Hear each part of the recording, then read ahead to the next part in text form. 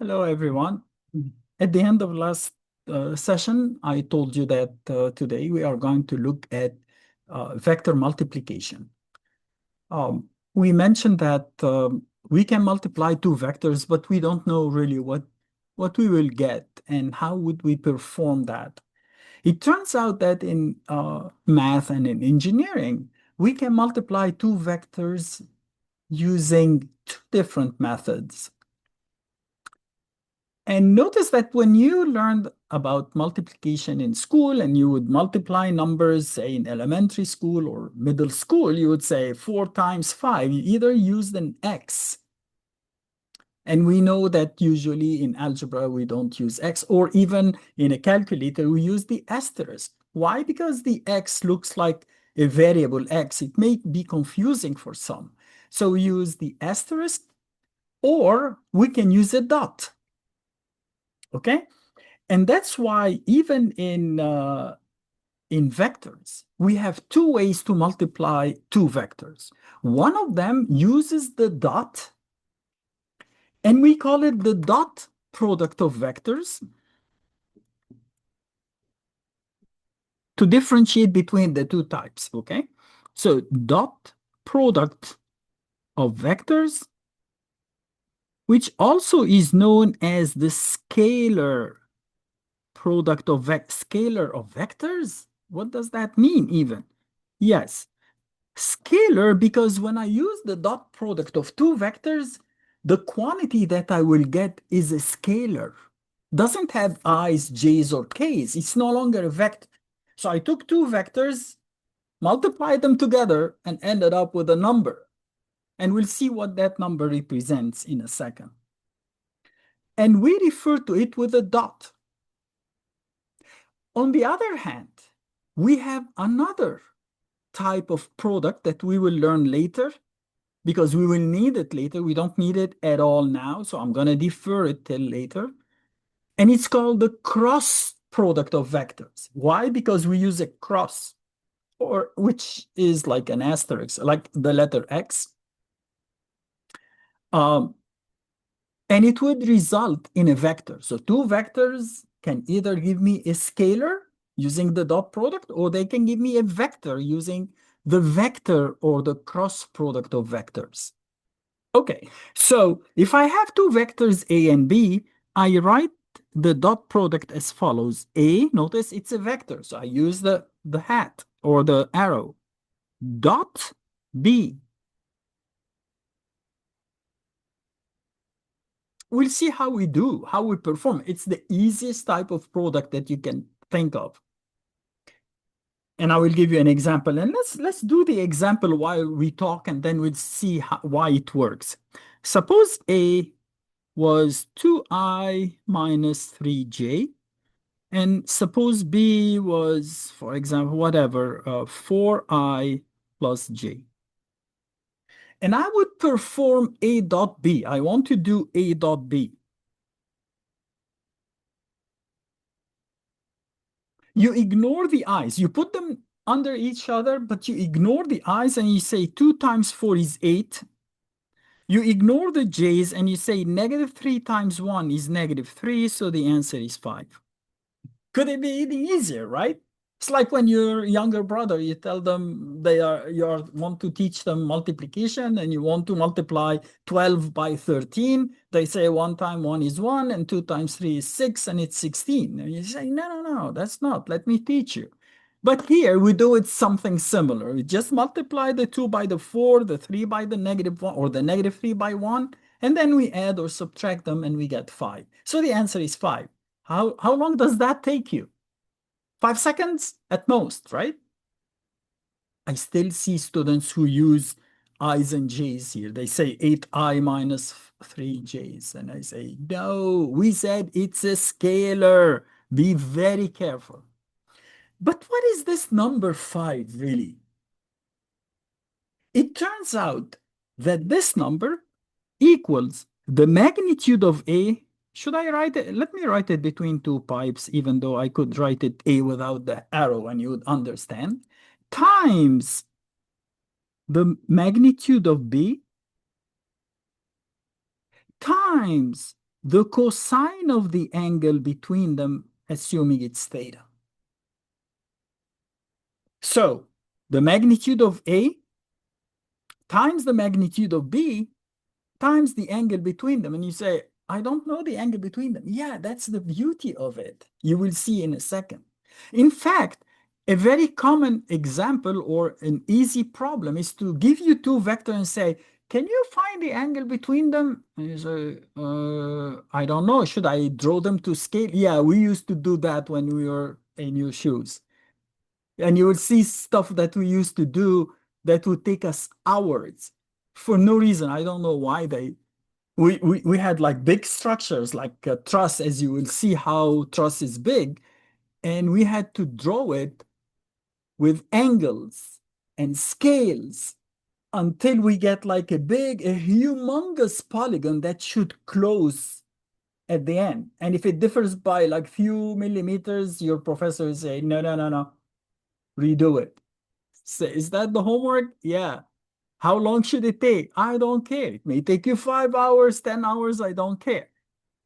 So thank God we don't need to do that right now. I don't need to measure this angle accurately. Even I don't know how to do it. But let's see. What is the magnitude of A? Well, we say it's the square root of, so let's write A without the pipes and the stuff. A here is the square root of 2 square plus negative 3 square is the square root of 4 plus 13 plus 9 equals square root of 13. I think faster than I write, unfortunately. And B is square root of 17, right? 4 square plus 1 square is the square root of 16 plus 1 is root of 17.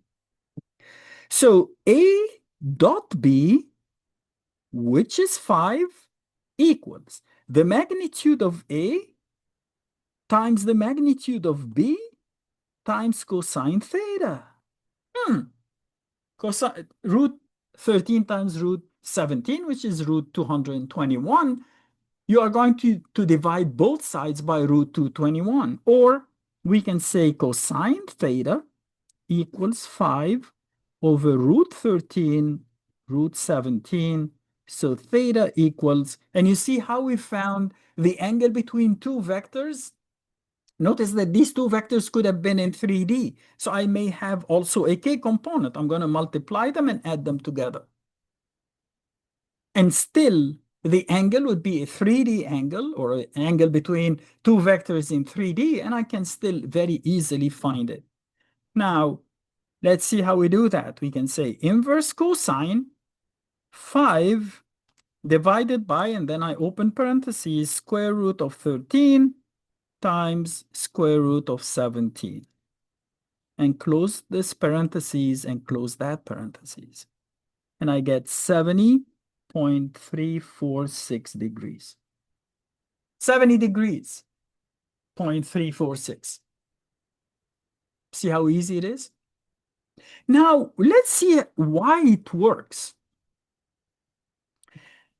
I'm going to show you, maybe I use a new page, so it would be, we can write in it. Let me make two vectors in 2D and make them 2D so it's easy to see, and then make them also in the first quadrant so it becomes also even easier. I'm going to have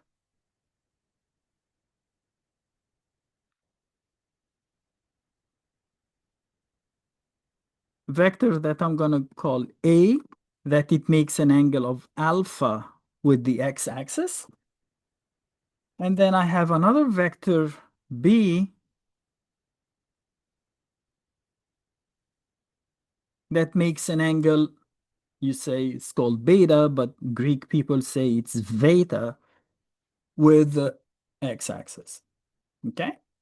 So now I can represent each one of them. So A would be written as A cosine alpha I plus A sine alpha j, right? and B would be written as B cosine beta I plus B sine beta J. And if we apply the logic we learned that A dot B equals AB cosine theta, then I'm going to say here A dot B equals.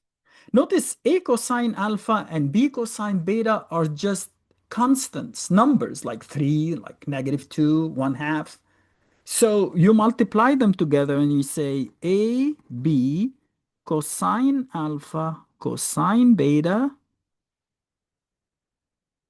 And then I have I dot I, right? Plus, I have this times that, AB cosine alpha sine beta I dot J. Plus, this times that, still AB sine alpha cosine beta J dot I, which is the same as I dot J, right? Plus, the last one, AB sine alpha sine beta J dot J. Now, let's go back to the definition. Notice these four values are constants, but I have I dot I dot J, J dot I, J dot J. What is I dot I? Let's look at the definition. It's the magnitude of the first, which is 1, times the magnitude of the second, which is also 1. So it's 1 times 1 times cosine the angle. What is the angle between I and I? Meaning the x-axis and the x-axis. It's 0. And cosine 0 is 1. So this whole thing is 1. So it's AB cosine alpha cosine theta. Let's move to ij or g dot I. It's the same thing, you know, commutative property says you can replace them and you get the same result. Magnitude of 1 times magnitude of 1 times the cosine of the angle between I and j, x and y. Oh, it's 90 degrees. Cosine 90 or pi over 2 is 0. So this thing is 0, and this thing is 0. And if I have I and k or j and k or k and I, you also get 0, right?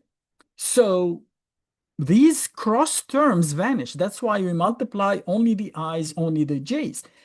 J is 1, J is 1. So 1 times 1 is 1. Cosine the angle between them, which is 0. Cosine 0 is 1.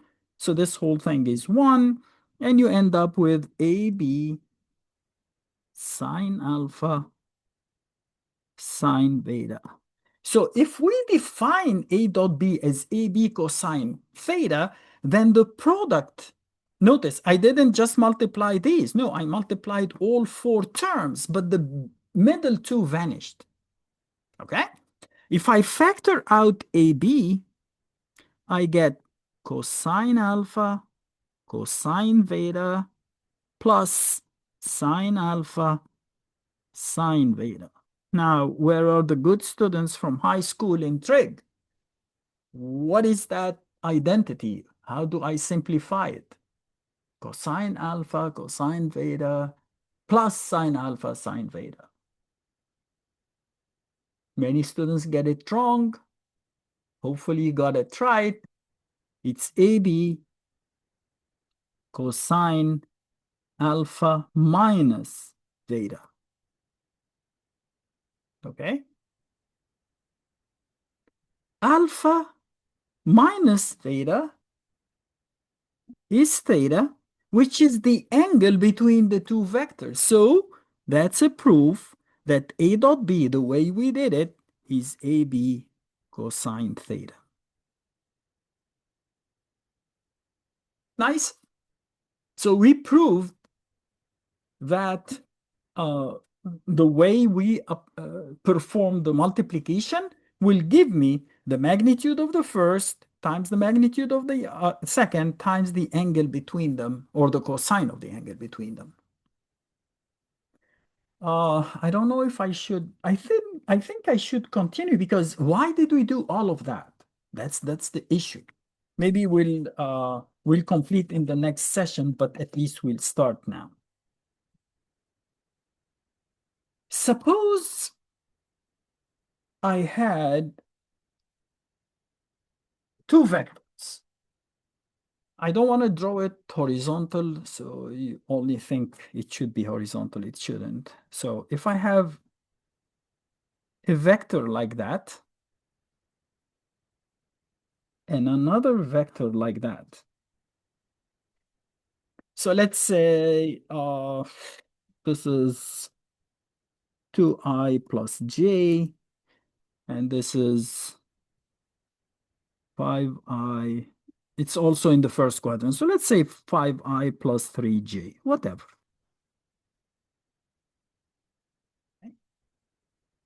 And for some reason, that will become apparent later in the course, for some reason, I want to project this vector onto that vector. What is the meaning of projection? The way I used to tell my students, or to let them see it easily, is to say, suppose I bring a source of light, like a light bulb or something that emits high beam of light, and I place it on at the end of one vector, such that it is perpendicular to the other vector. So let's make a perpendicular line on this one.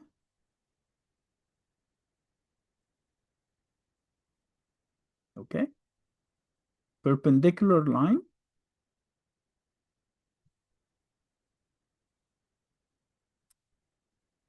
The projection of this vector onto that is the length of the shadow that will occur. Think of it like that. I'm placing a source of light, and I want to measure the shadow of this. Meaning, if these two were perpendicular, there would be no shadow, right? You get zero. If they are parallel, you get the same length of the anything else, it would be something between 0 and the length of that, which is root of 34, slightly less than 6. So this shadow would be somewhere between 0 and 6. But how do I find it? Okay. Now, let's go back to the definition of A dot B. A dot B, I'm not going to use the pipes. I'm going to write it AB cosine theta. And not what we did learn in geometry or in trig. If this angle is theta, who can, and this is 90 degrees, remember, because it's projection. What would be the length of the shadow? If I call that, say, A, vector A, and this is vector B.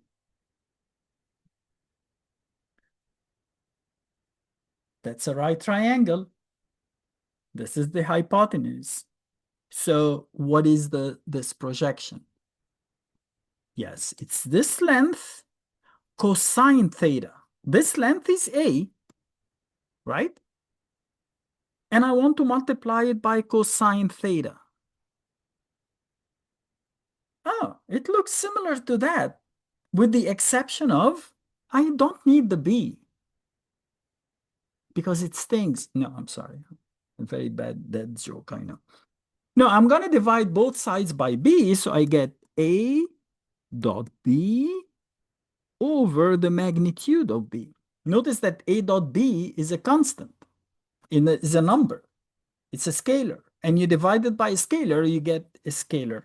So that will give you this length, let's say 2.5. Some number, right? Okay. But I don't want it to be a number. I want it to be a vector. The projection of A onto B as a vector. And we write it like that. Projection of A onto B. How do we find it? We found the length of this vector. But what is the direction of this vector? The projection. This projection. What is its direction?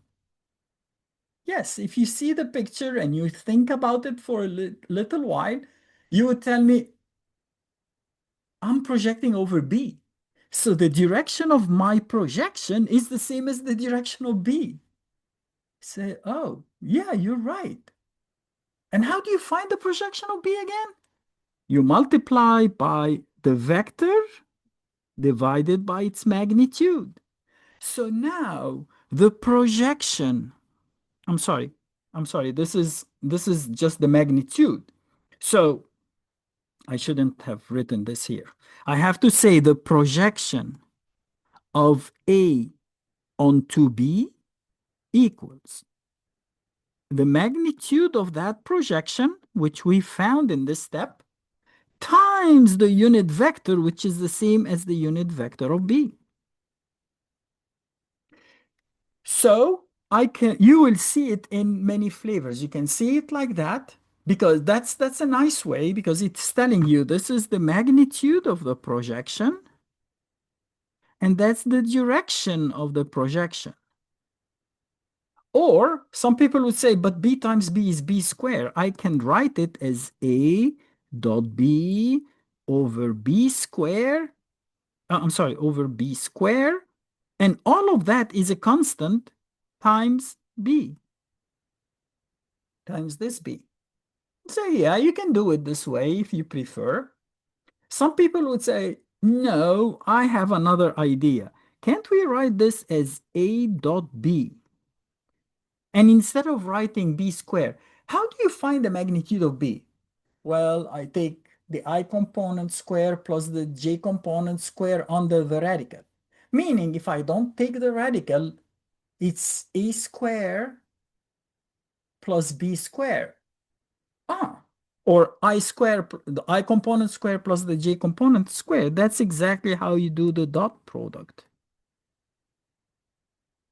B dot B is B square as a magnitude because it's the magnitude of B times the magnitude of B, that's B square, times the cosine of the angle between B and B. But there is no angle between B and B, it's 0, and cosine 0 is 1. So B dot B is the same as B square. So you see, you have three ways to write it. I don't care which one you use, as long as you know what you're doing. So let's perform it here and see how easy it is. I want to project and find this magnitude, which is A cosine theta. And then I'm going to multiply it by the magnitude, by the unit vector of B, which is the direction. So I think the last one is the easiest one. What is A dot B? It's 5 times 2 plus 3 times 1 over B dot B, which is 2 square plus 1 square. And you multiply that by B, which is 2I plus J. Right? I did A dot B, 5 times 2 and 3 times 1, so I get 13, divided by the square of the magnitude of B, 2 square plus 1 square, or 2 times 2 plus 1 times 1, times 2I plus J. So my answer becomes 26 over 5I plus 13 over 5J. And that would be the projection. If I project this vector onto that, I will get this vector, which, by the way, has a magnitude. We could have found its magnitude, right? I told you it has to be between 0 and 6 because that's, or between 0 and root 34. And sure enough, if you use the calculator and do that, you can say, if you want, you can say 26 over 5 square plus 13 over 5 square, close the parentheses. Oh, I'm sorry. No.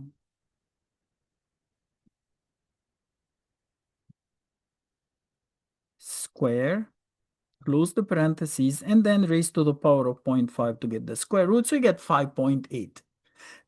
5.8, I told you it has to be less than 6, right?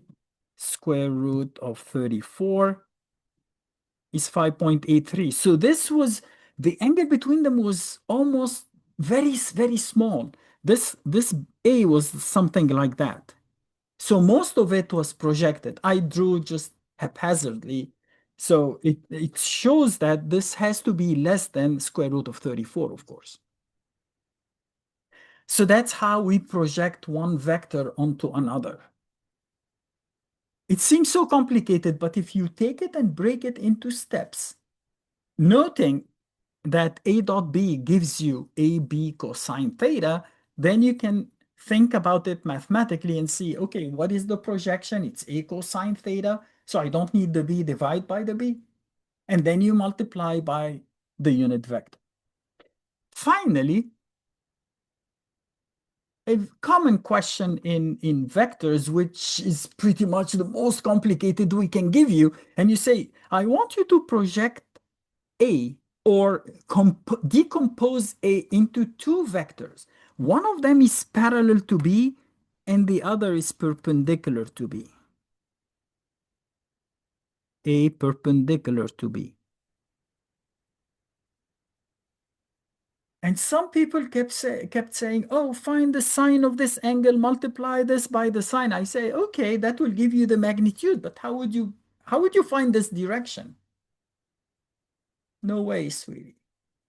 But if you remember what we said the first day in vectors, we said, if I go from one point to another, then this displacement is the same regardless of how I reach that, if I went there directly or if I took this route and then turned.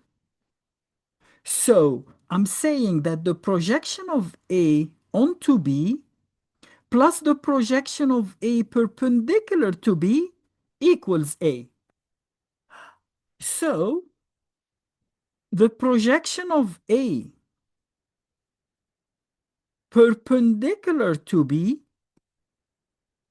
equal this minus that, equals A minus the projection of A onto B. It's a very simple problem. It's A, which is 5I plus 3J minus 26 fifth I plus 13 fifth J. Do you understand what we did? We said this vector plus that vector equal that. So this equal this minus that. 5 is 25 over 5. When you subtract 26 over 5, you get negative 1/5 I. 3 is 15 over 5. Minus 13 over 5 is plus 2 over 5J. Notice we said these are very close to each other because the length was like roughly 34.8. So this component, we expect it to be very small. But not only that, how do you check your answer? Every time I ask the student this question, the students say, oh, add these two and see if they add up to that. Yeah, of course, but I just subtracted them. So if I did the math, if I subtracted the wrong number, when I add them up, I will get the original number. So that is not a proof. The proof is you multiply these two guys, you perform a dot product. Notice the angle between them is 90 degrees. Cosine 90 is 0. So if I do the dot product, I should get 0. If I don't get 0, it means I did something wrong. So I multiply negative 1/5 by 26/5. In fact, even the fifth, you can ignore the fifth because the denominator are all fives. But let's do it. Negative 1/5 times 26/5 is negative 26/25, right? That's a dot product. I dot I is 1. 2/5 over 13/5 is positive 26/25 equals 0. So I check my answer. It's always a good habit to check your answer if you know how to do it and if you have time, right? If it's not going to make you late for another problem. So basically, we learned today what is the dot product. We saw how easy it is, what its meaning is, and how to use it to find the angle between two vectors. I proved to you that we will end up having that using trig. And finally, we learn how to project. I know it's a lot, but it's a very important topic. We need to concentrate on it. And next time, we will start really with analysis of forces using all this stuff. Okay? I hope this was good enough for you. You learned from it. And again, if you have any questions, let me know in the comment sections, and I will try to get back to you as soon as I can. Thanks and have a great day.